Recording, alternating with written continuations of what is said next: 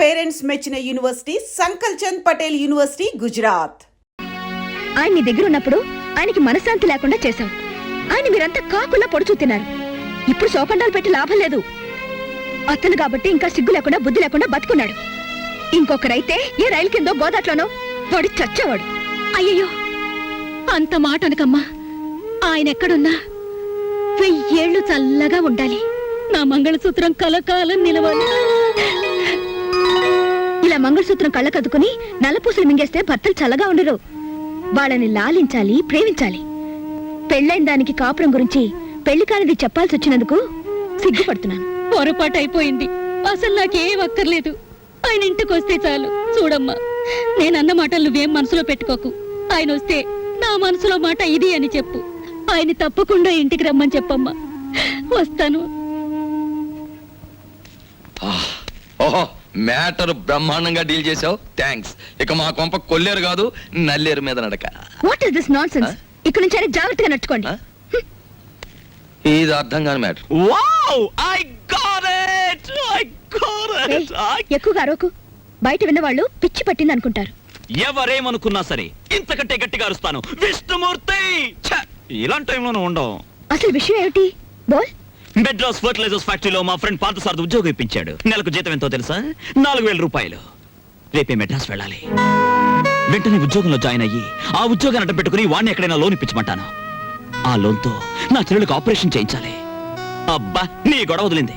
మరి నేను ఇంకా నిన్ను డబ్బు కోసం అడ్డం పెట్టుకోవాల్సిన అవసరం నాకు లేదు. నన్నేం చేయమంటావు? I don't know. నన్ను ఇక్కడికి ఎందుకు తీసుకొచ్చావు? ఆస్క్ కృష్ణమూర్తి. ఎవరిని అడగడానికా నేను నీ దగ్గర ఉన్నది? కేవలం డబ్బు కోసం నన్ను ఇక్కడ తీసుకొచ్చింది. నేను వెళ్ళాలంటే మీరు నన్ను ఆపగలరా? నేను కావాలనే ఇక్కడున్నాను. ఉంటే ఉన్నావులే, ఇప్పుడు వెళ్ళిపో. కావాలంటే మీ నాన్న దగ్గర సారీ చెప్పుకుంటాను. ఇదిగో, నేను అసలే తిక్కదాన్ని. తిక్క రేగిందంటే మంచిదాన్ని కూడా కాదు. నేను ఇక్కడ ఎందుకున్నాను, నీతో ఎందుకు చనువుగా ఉన్నాను, మనం కలిసి మాట్లాడిన మాటలకు అర్థం ఏమిటో నాకే కాదు నీకు తెలుసు. నాకు తెలియదు. నీకు తెలిస్తే చెప్పు.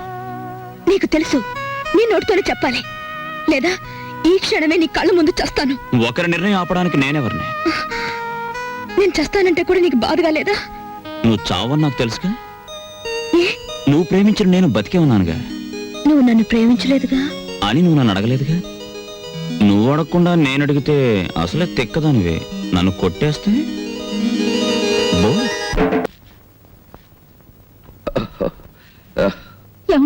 శీలవతి, వద్దు వద్దు, అలాగే మ్యాటర్ అర్థమైంది, చాలు. వచ్చావురా నాయనా, ఎన్నాళ్ళైందిరా నిన్ను చూసి. ఆగు మావయ్య, కూర్చోండి మావయ్య.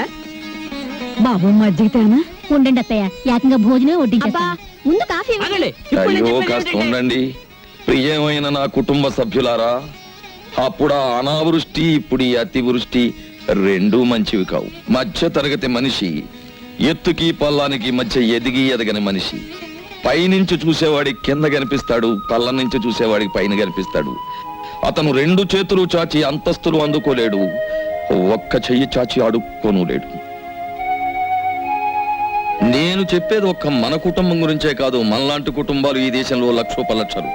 ఓ మధ్య తరగతి మనిషిగా మాలాంటి కుటుంబ సభ్యులు 50 మందిని నమస్కరించి అడిగేది ఒక్కటి: ఇంటి యజమాని ఇంటికి చేరుకోగానే అతను 4 ముద్దలు తిని కడుపు చల్లార్చుకునే వరకు సమస్యలతో వేధించకండి, ప్రశాంతంగా ఉండనివ్వండి.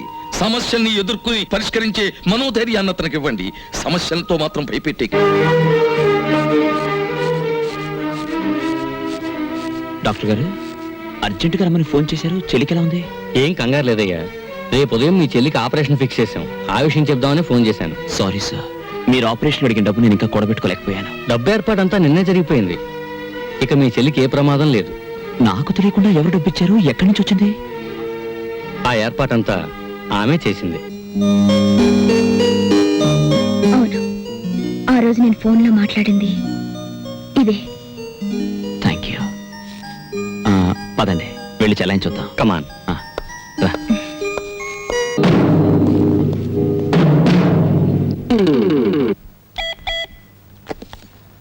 హలో హలో సాబ్. ఎస్, మీ అమ్మాయి దొరికింది. కథ వేరేలా ఉంది.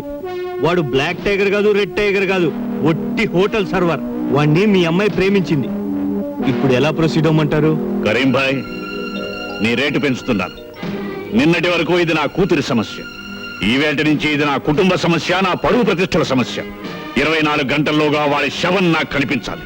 Okay sir. మొత్తానికి మా చెల్లెమ్మకు ఆపరేషన్ జరిగిపోతుంది. నీ మనసు మంచిది, అందుకే సమయానికి డబ్బు వచ్చింది. కరెక్ట్ బాబాయ్, రేపు ఆపరేషన్ జరిగిపోతుంది. వారం రోజుల్లో మా చెల్లెమ్మకు నయం కూడా అయిపోతుంది.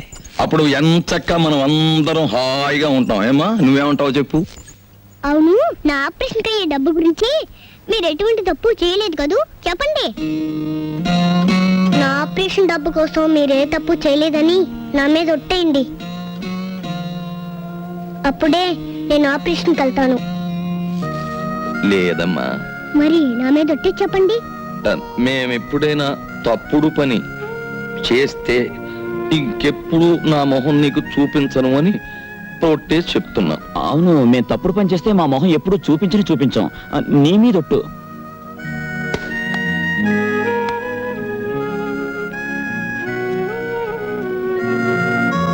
టైగర్ బాబు, ఆ వినాయకుడు నిన్ను రక్షించుగాక. చూడు, నువ్వు మారు మాట్లాడకుండా కుక్క పిల్లలాగా మేము ఎక్కడికి రమ్మంటే అక్కడికి రావాలి. లేకపోతే నీ చెల్లెలికి ఆపరేషన్ చేయటానికి వెళుతున్న డాక్టర్ హాస్పిటల్కి ప్రాణాలతో వెళ్ళడు. జై జై వినాయక.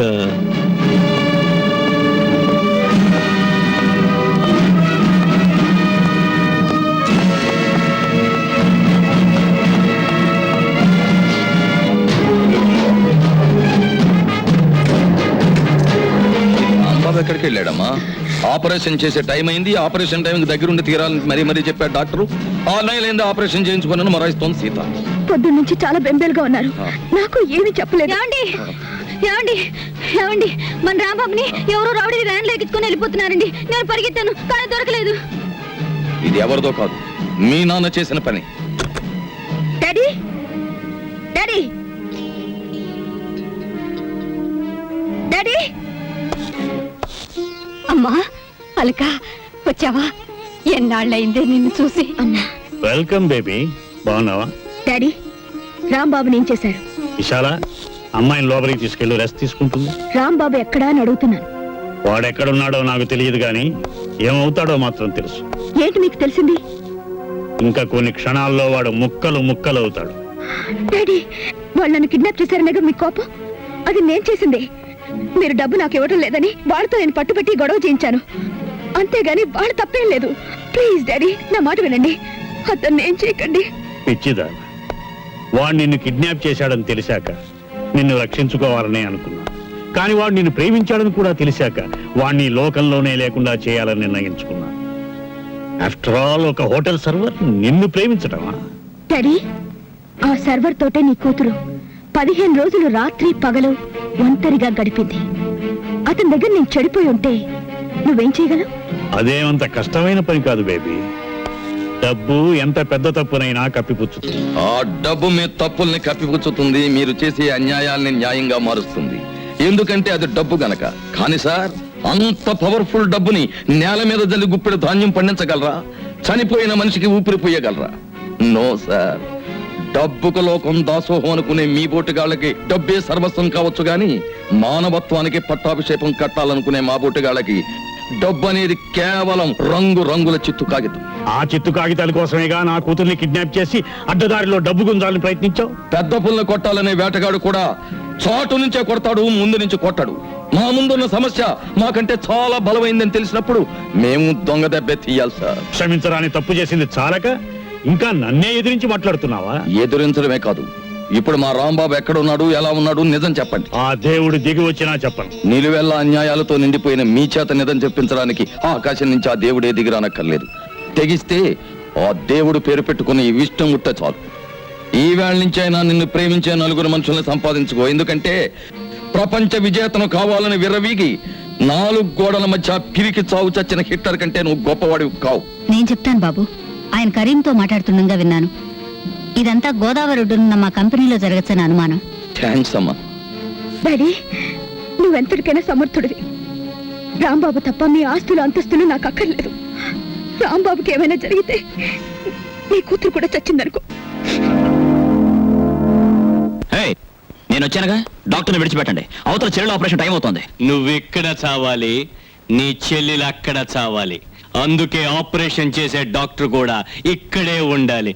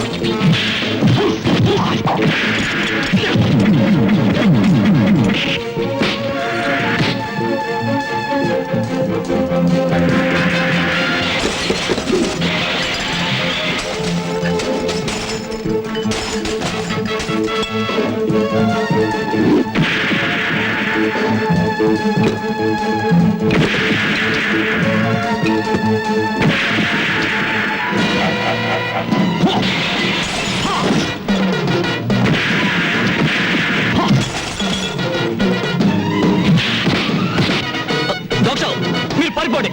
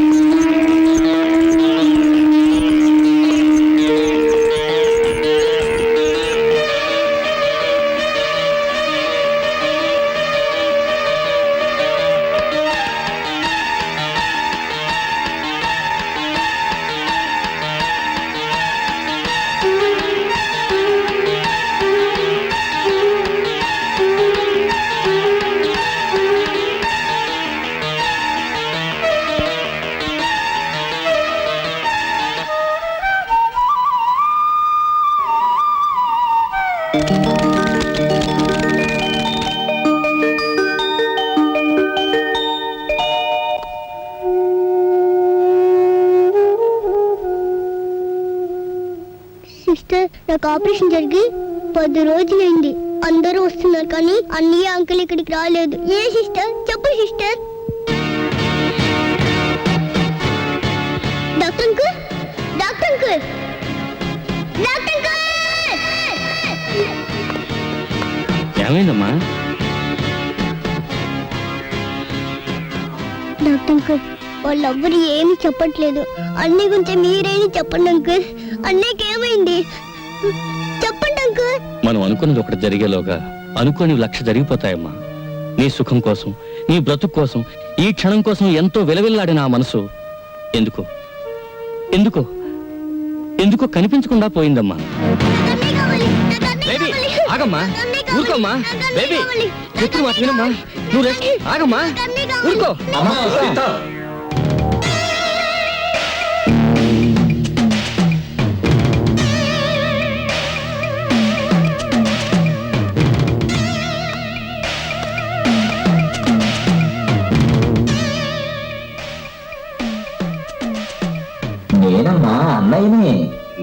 కాదమ్మా, బాబాయ్. ఇదేంటి? నీ ఆపరేషన్ డబ్బు కోసం మేము ఏదైనా తప్పు చేస్తే మొహం చూపించమని ఒట్టేశాంగా. అందుకని మా మొహం నీకు కనిపించకుండా నీ మొహం చూసే ఏర్పాటు చేసుకున్నాం.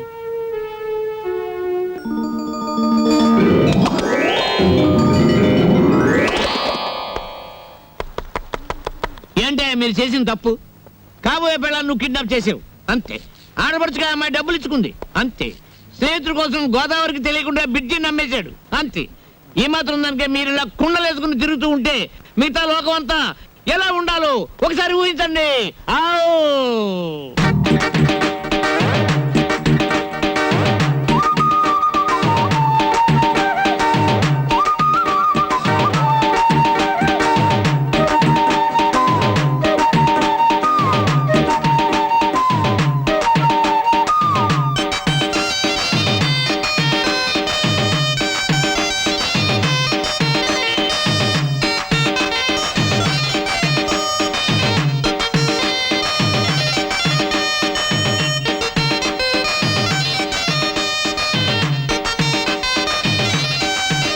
నవ్వుకోండి నవ్వుకోండి నవ్వుకోండి, నవ్వుకోండి నవ్వుకోండి నవ్వుకోండి, అనుభవాల లోతుల్లో ఆనందం తవ్వుకోండి, సంతోషం నింపుకోండి, సమస్యల్ని చంపుకోండి.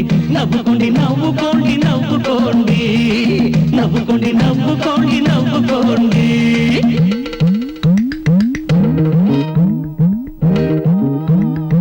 And for more videos, Please subscribe to iDream. Please subscribe to iDream. Please subscribe iDream. And please subscribe to iDream. For more videos, subscribe to iDream. please like, share, and subscribe to the channel. Congratulations iDream. Subscribe to iDream. Subscribe to iDream. So subscribe to iDream Media. iDream की iDream team अंदर की huge congratulations. Please subscribe iDream media. Please subscribe to iDream. Subscribe iDream. Please subscribe to iDream.